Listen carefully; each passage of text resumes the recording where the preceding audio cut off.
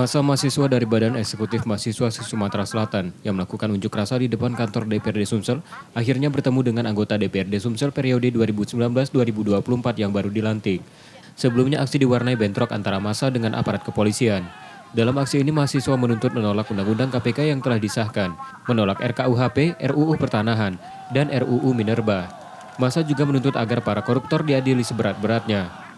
Sama yang kelima, Bapak Ibu sekalian, yang sampai hari ini dianggap tidak selesai, yaitu mengadili koruptor seberat-beratnya, kawan-kawan.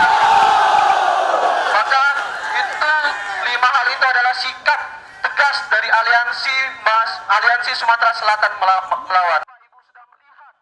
Tuntutan massa ditanggapi DPRD Sumsel. Mereka mengapresiasi tuntutan mahasiswa dan berjanji akan menyampaikan aspirasi mereka ke DPR RI.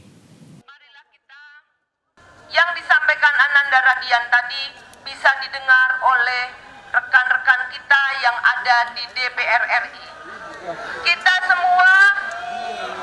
semua mempunyai perwakilan di pusat.